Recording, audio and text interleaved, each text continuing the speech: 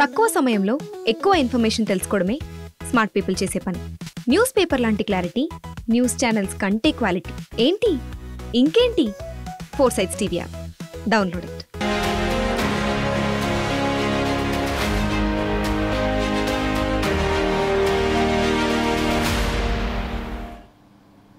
Hybrid విధానంలో బీమా కేంద్ర ప్రభుత్వం పథకం ఆయుష్మాన్ భారత్, ఎన్టీఆర్ వైద్య సేవ అనుసంధానం అవుతాయని చెప్పుకొచ్చారు.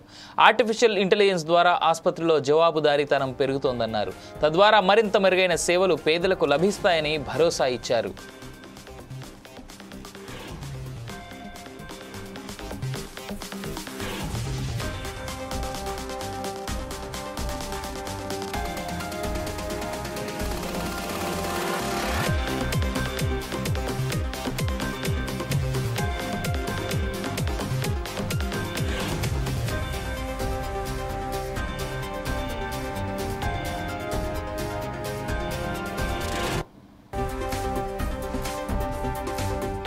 నిపుణులైన బీమా కంపెనీలను వైద్య సేవా కార్యక్రమంలో నిమగ్నం చేయనున్న ఈ పథకం ద్వారా 1,43,00,000 కుటుంబాల్లోని 4,30,00,000 మంది పేదలకు లబ్ధి చేకూరనుంది.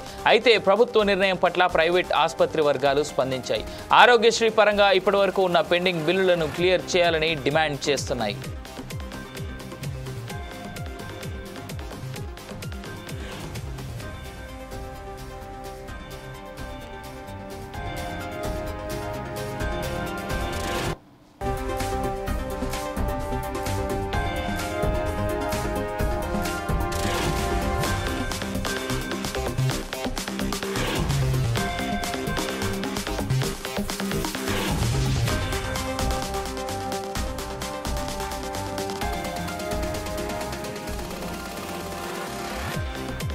త్వరలో ఏపీ వ్యాప్తంగా ఆందోళన చేయనున్నాయి. ఈ వారంలో జరిగే సమావేశంలో తమ కార్యాచరణను ప్రకటించనున్నట్లుగా తెలుస్తోంది. 2,000 కోట్ల రూపాయల వరకు ఆరోగ్యశ్రీ బకాయిలు ఉన్నట్లుగా సమాచారం. ముందుగా ఇవి క్లియర్ చేయడంతో పాటు సర్జరీ తదితర చికిత్సలకై చెల్లించే టారిఫ్లను పెంచాలన్నది వీరి ప్రధాన డిమాండ్. తదనంతరం బీమా విధానంను తీసుకురావాలని కోరుతా ఉన్నారు ప్రైవేట్ ఆసుపత్రులు.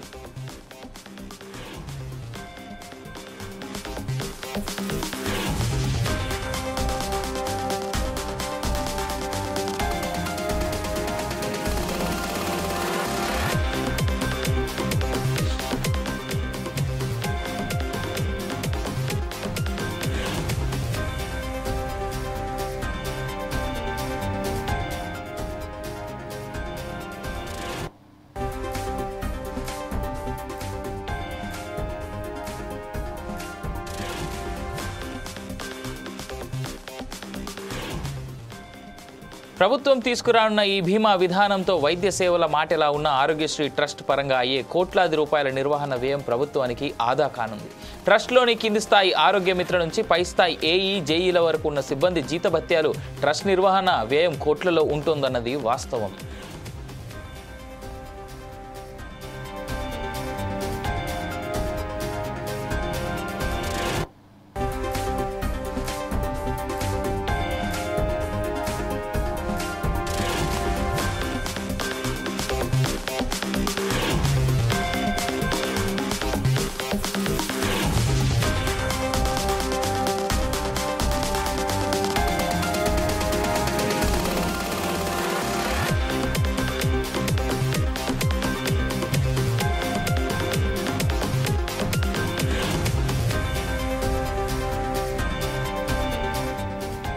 పేదవానికి అందే వైద్యం విషయంలో ఇన్సూరెన్స్ కంపెనీల పనితీరు ఎలా ఉంటుందన్నది పెద్ద ప్రశ్న.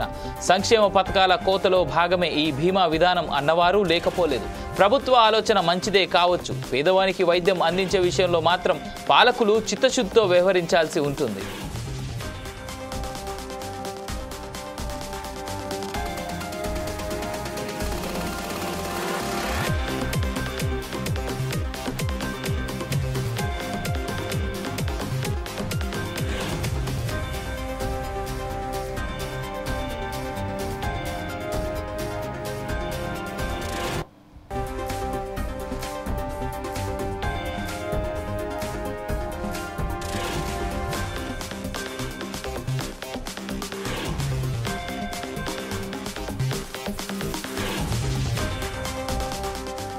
హైబ్రిడ్ విధానంలో బీమా, కేంద్ర ప్రభుత్వ పథకం ఆయుష్మాన్ భారత్, ఎన్టీఆర్ వైద్య సేవ అనుసంధానం అవుతాయని చెప్పుకొచ్చారు.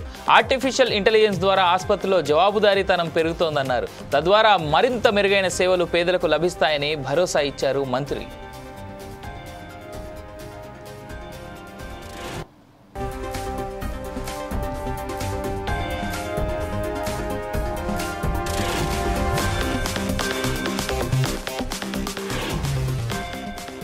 నిపుణులైన బీమా కంపెనీలను వైద్య సేవా కార్యక్రమంలో నిమగ్నం చేయనున్న ఈ పథకం ద్వారా 1,43,00,000 కుటుంబాల్లోని 4,30,00,000 మంది పేదలకు లబ్ధి చేకూరనుంది.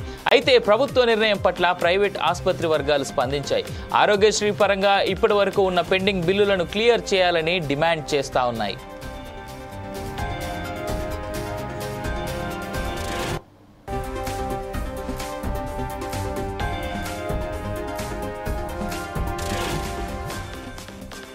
త్వరలో ఏపీ వ్యాప్తంగా ఆందోళన చేయనున్నాయి ప్రైవేట్ ఆసుపత్రి యాజమాన్యాలు. ఈ వారంలో జరిగే సమావేశంలో తమ కార్యాచరణను ప్రకటించనున్నట్లుగా తెలుస్తోంది. 2,000 కోట్ల రూపాయల వరకు ఆరోగ్యశ్రీ బకాయిలు ఉన్నట్లుగా సమాచారం. ముందుగా ఇవి క్లియర్ చేయడంతో పాటు సర్జరీ తదితర చికిత్సలకై చెల్లించే టారిఫ్లను పెంచాలన్నది వీరి ప్రధాన డిమాండ్. తదనంతరం బీమా విధానంను తీసుకురావాలని కోరుతా ఉన్నారు.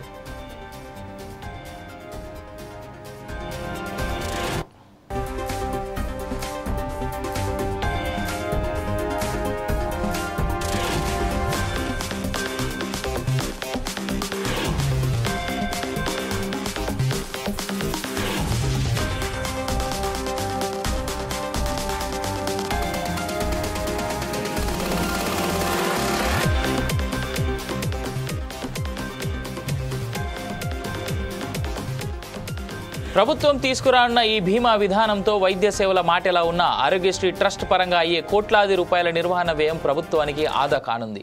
ట్రస్ట్లోని కింది స్థాయి ఆరోగ్య మిత్ర నుంచి పై స్థాయి ఏఈ, జేఈల వరకు ఉన్న సిబ్బంది జీతభత్యాలు ట్రస్ట్ నిర్వహణ వ్యయం కోట్లలో ఉంటుందన్న వాస్తవం కూడా ఉంది.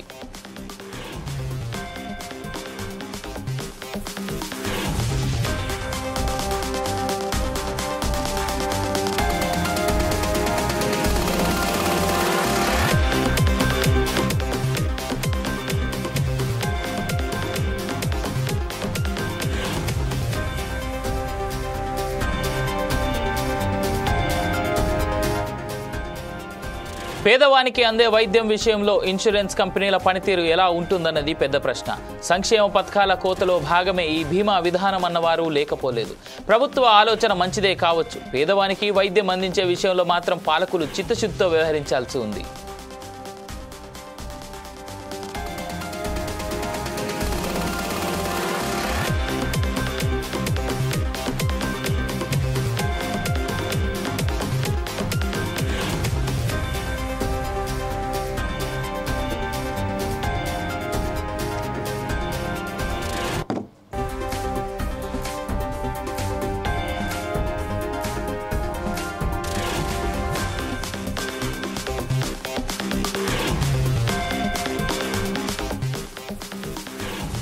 ఏ ప్రభుత్వాలైనా ఎవరు పాలిస్తా ఉన్నా రాష్ట్ర ప్రజలకి న్యాయం జరిగేలాగా చేస్తున్నారా లేదా అనేటువంటిది ఇంపార్టెంట్.